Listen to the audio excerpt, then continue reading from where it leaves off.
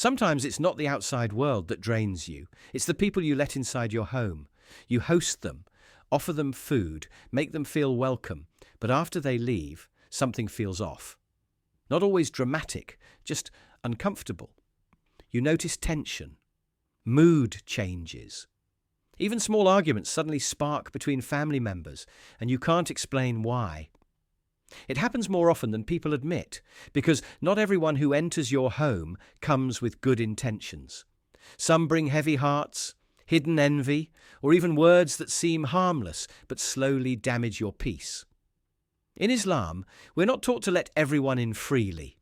We're taught to protect our homes the same way we protect our hearts, because what happens inside your home shapes your prayer, your mood, your family, and your connection with Allah. In this video, we'll talk about 5 types of people you should be very cautious about allowing into your home. Not to judge them, but to protect the atmosphere Allah blessed you with. And I genuinely invite you to watch till the very end, without skipping any part. Because one of these might feel uncomfortably familiar, and realizing it could be the beginning of restoring peace where it matters most. Number 1. The one who brings gossip into your home. It starts small. They walk in, sit down, maybe compliment your home, smile politely. But before long, the real reason they came shows up. Suddenly they're talking about someone else, what she did, what he said. They bring stories from other people's homes and dump them into yours. Your kids are listening, your spouse is half smiling, and you're stuck nodding, because you don't want to seem rude. But here's the danger. Gossip doesn't just stay in conversation, it seeps into the walls of your home. It plants seeds of judgment, arrogance, or even jealousy without you realizing it. Abu Hurairah reported that the Prophet Muhammad said, "Do you know what backbiting is?" The companions said, "Allah and his messenger know best." He said, "It is to mention something about your brother that he dislikes." Someone asked, "What if what I said about him is true?" The Prophet replied, "If what you said is true, then you have backbitten him.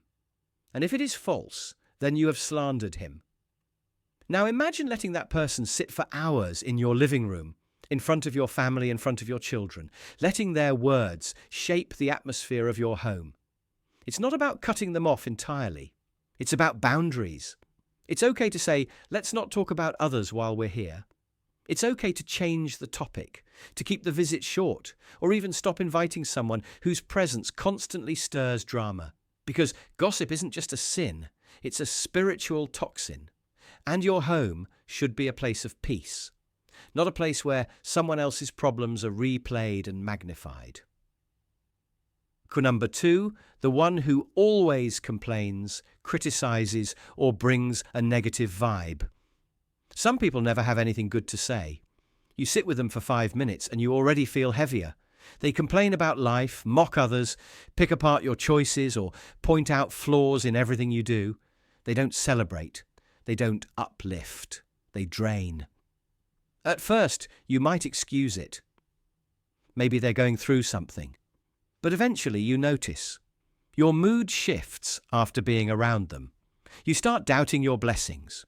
You feel annoyed with your own family. You feel exhausted at brides, and you haven't even done anything.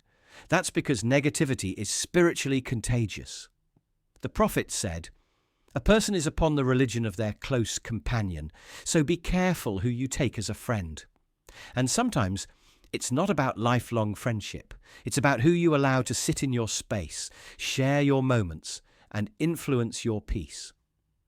If someone's presence constantly brings criticism, judgment, sarcasm, or emotional heaviness, you don't need to hate them, but you do need to protect your mindset. Because your surroundings shape your attitude, and your attitude shapes your deen. So ask yourself, do I feel closer to Allah after spending time with them? Or do I feel more distracted, bitter, or emotionally off? That one question might tell you everything you need to know. Number 3. The one who normalizes haram and makes you feel too Islamic. You're trying to change, trying to protect your eyes, your thoughts, your tongue, your lifestyle. You want to get closer to Allah step by step. But then someone close to you says things like, "You're too serious now. Come on, lighten up. It's not that deep. Everyone does this, bro. Don't overthink it." At first it sounds like a joke, but over time they make you feel like you're the problem, like your effort to be better is too much. Like staying away from haram means you're being judgmental or boring, and this is exactly how Shaitan works. Not by dragging you into sin directly, but by surrounding you with people who make disobedience feel casual and obedience feel extreme.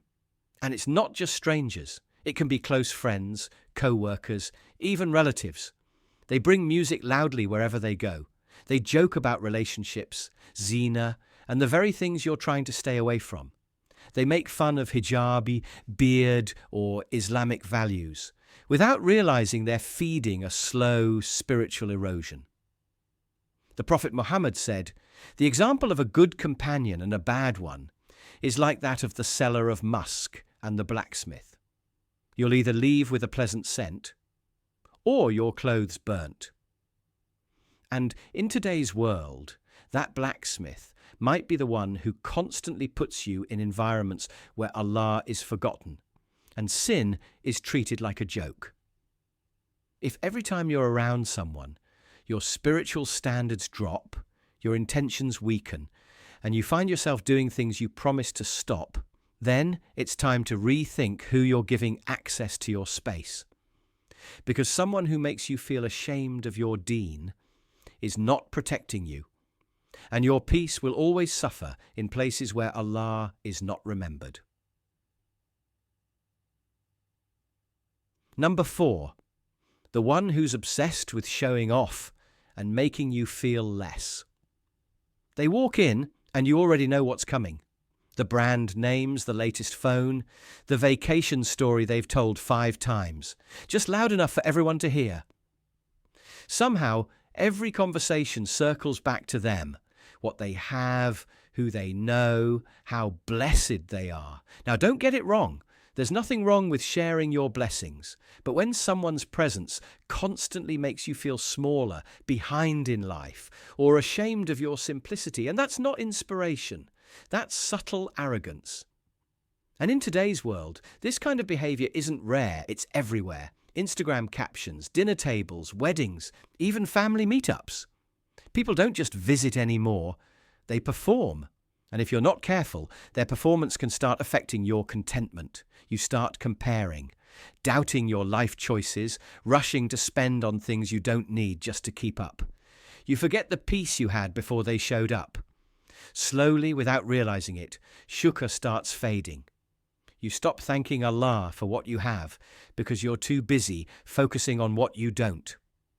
The Prophet said, "Look at those below you and not those above you, for this is better to avoid belittling the favors of Allah upon you."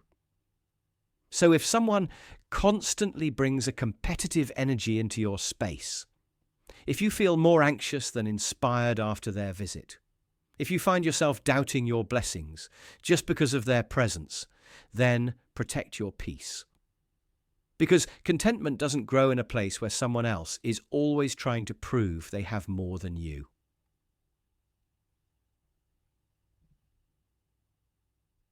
Number 5, the one who disrespects your boundaries and faith you set your lines. You don't like music playing in your space. You don't allow inappropriate jokes around your kids. You try to keep things halal, respectful and clean. But then someone visits, and suddenly everything you stood for feels like too much.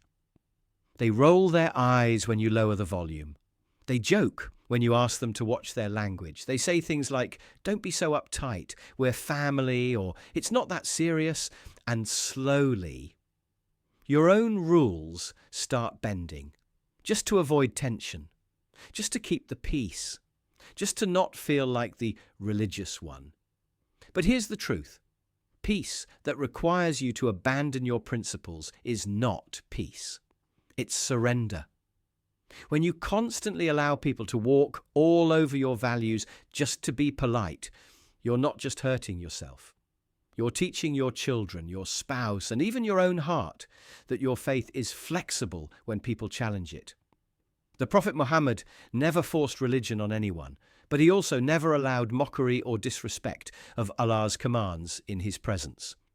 And in our culture today, where people casually normalize things that destroy barakah, you have every right to say, "Not here, not around my family, not in my space."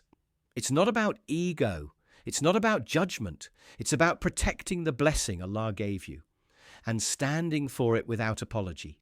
If someone can't respect your faith, your boundaries, your intention to live with dignity, then maybe they don't deserve that kind of access to your space in the first place. A gentle reminder to reflect, my dear brothers and sisters.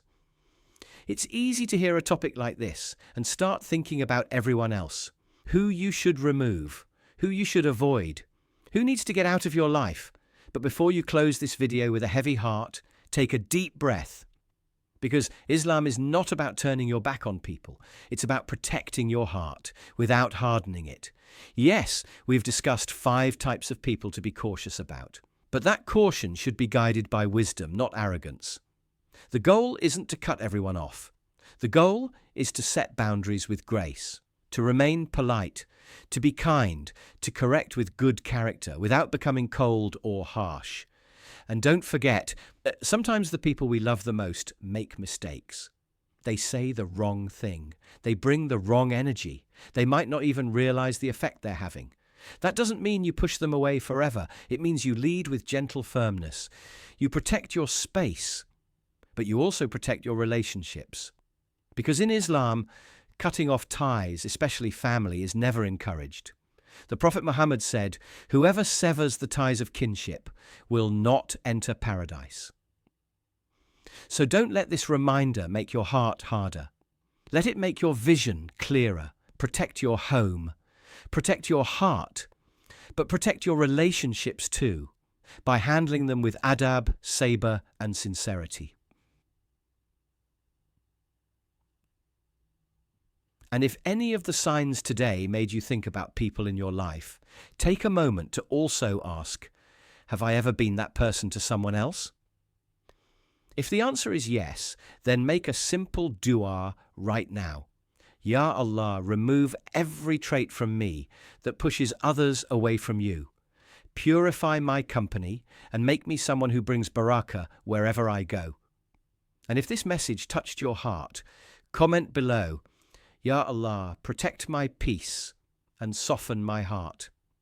Because someone else might read your words and feel inspired to reflect on their own.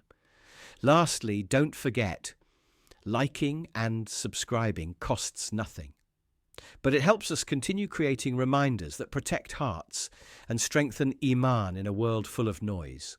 May Allah surround you with righteous companions, protect your home with blessing, and guide your heart toward balance, humility, and peace. Ameen.